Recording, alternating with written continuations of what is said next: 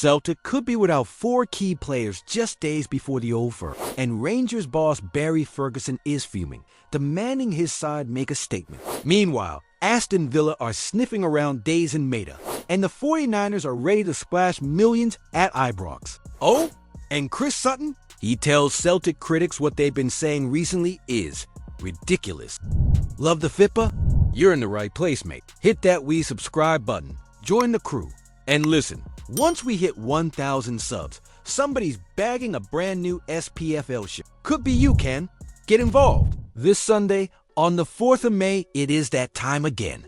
The Old Firm, the match that stops a nation, or at least sends half of Glasgow into ecstasy, while the other half prays for a miracle or a referee's dodgy eyesight. Rangers versus Celtic at Ibrox, and this one has a bit of extra spice on top. Rangers have already taken down their city rivals twice this season. A 3-2 thriller at Celtic Park and a convincing 3-0 at Ibrox. Now they want the hat trick. They want to turn this season into more than just another Celtic title parade. They want to steal the flavor, punch the air, and say, but we smashed them 3 times. But Brendan Rodgers has other plans. He rolled his sleeves up at Lennox Down this week and got his title-winning squad back to business. Only problem is, 4 key players were nowhere to be seen. Portuguese winger Hoda, brought in for £8 million back in January, has likely played his last minutes this season after a knee injury in the title-clinching win at Tannadice, and he might not be the only one out.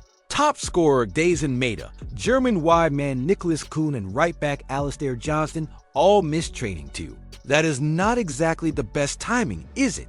Yes, there is still Adam Ida, James Forrest, Yang, and Anthony Ralston. But if Maeda, with his 33 goals, is missing on Sunday, there are going to be a few green and white scarves getting chewed on in your way in. Meanwhile, at Ibrox, interim boss Ferguson is desperate for something to click. Results have been a bit of a mixed bag lately. A draw with St. Mirren, another with Aberdeen, and that European exit to Athletic Bilbao. It is not exactly champagne football. Still, Ferguson is not hiding it. He wants a statement win. He wants his players to show that they are not just finishing this season, they are laying the groundwork for the next. And you can bet he knows a dominant win over Celtic could be his best shot at being taken seriously as a permanent option. Now here is where you come in. Be honest. If Celtic lose to Rangers for the 3rd time this season, even with the title in the bag, does Brendan Rodgers actually get away with that? Or does it start raising real questions about whether he has still got the edge in the biggest games? Let me know in the comments. Daizen Maeda is living his best football in life right, and everyone south of the border seems to have noticed. 33 goals in all competitions, 12 of them coming in his last 11 league games alone. He is not just in form, he is on fire. So of course Aston Villa are hovering. Reports say the Pro League side have had scouts watching Maeda this season, and they were meant to face him at Villa Park in the Champions League back in January. Only problem? He was suspended after getting himself sent off against Young Boys. Still, that did not stop Villa from being impressed. The numbers speak for themselves. Now, Maeda is under contract at Celtic until the summer of 2027, and there have been whispers that the club are ready to offer him a pay rise to fend off interest. Makes sense, especially when you realize it is not just Villa sniffing around. Arsenal, Liverpool, Chelsea, and Tottenham Hotspur are also reportedly in the mix. It is turning into a proper tug of war. And then there's Maeda's own word. Asked if he saw himself staying long-term at Celtic, he gave the kind of answer that sets off alarm bells. Well, I am not sure. That is a difficult question. That is football speak for never say never. As for Villa, they are clearly planning for a squad refresh this summer, with Marcus Rashford and Marco Asensio's loans ending and John Duran heading off to Al Nassr in January. Unai Emery wants more firepower. Maeda's pace, pressing and goal-scoring touch could be exactly what they are after. If Maeda leaves Celtic at the peak of his powers, does he go down as a modern legend who gave everything, or just another name on the long list of players who jumped ship for Premier League cash? Let us know what you think, because this one is bound to split opinion. There is a bit of a buzz building around Ibrox, and for once, it is not just about who is fit for the Old Firm. A new era is loose, with the 49ers and Andrew Cavenagh set to take the reins in the coming weeks. And Rangers fans are starting to believe again.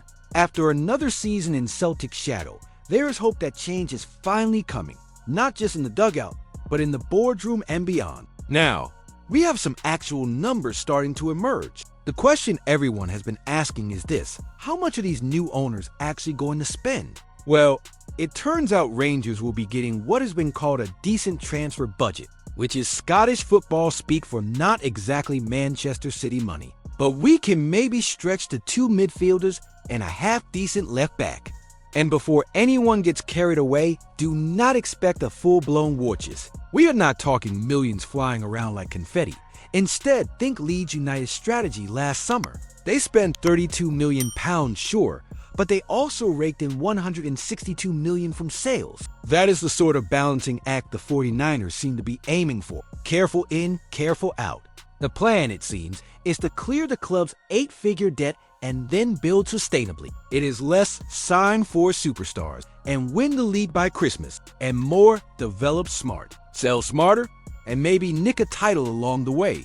To be fair, that motto has worked wonders elsewhere. Just look at Brighton and Hove Albion. They are out there punching above their weight and selling players for ridiculous profit margins. The 49ers have also made it work at Leeds United before, so there's reason to believe it could click at Ibrox too.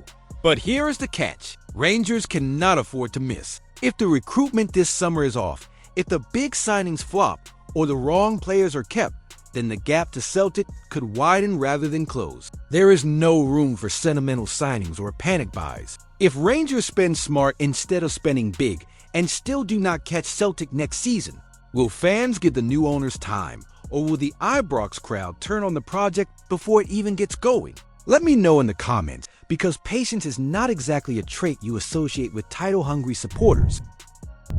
Chris Sutton has never exactly been one to hold back, and this week he has gone straight for the throat of those calling Celtic's latest title win routine. After the green and white half of Glasgow lifted their 4th straight Premiership trophy with a 5-0 demolition of Dundee United, some critics, including voices in the media, have branded their domestic dominance boring. Sutton, however, is having none of it. In his latest column, the former Celtic striker laid it out plainly. He reckons that winning titles, no matter how often it happens, should never be brushed off as easy. It's not and never should be routine, he wrote, highlighting that back in his playing days, a treble was a rare and astonishing achievement. Celtic have now made it look almost standard, sitting 1 game away from making it 6 domestic trebles in just 9 seasons. That sort of consistency, Sutton argues, deserves respect, not yawn. He also pointed out that while Brendan Rodgers and Callum McGregor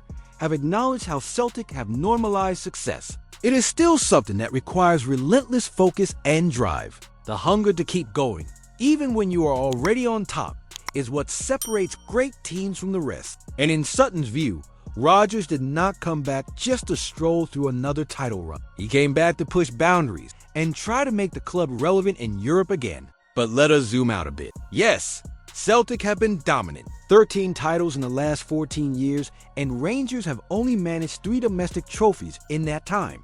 Even with 2 recent wins in the Glasgow Derby, the blue side of the city have not been able to deliver consistent pressure in the title race. And although the 49ers and Andrew Cavenagh are about to step in with fresh money and ambition, it will take more than a few transfers and a new gaffer to overhaul what Celtic have built over more than a decade. Still, Sutton's comments do raise a fair question. Winning constantly might look like a given from the outside, but behind the scenes, it takes more than just showing up. Has Celtic's dominance made Scottish football predictable? Or is it just proof of elite standards that the rest of the league needs to catch up with? Drop your thoughts below and do not hold back. And don't forget, we're closing in on 1,000 subscribers. Once we hit that mark, we're giving away a shirt of your favorite SPFL team to 1 lucky subscriber. So hit that subscribe button, drop your team in the comments. Don't forget to leave a like on the video. I post videos every day talking about our Scottish football. See you soon.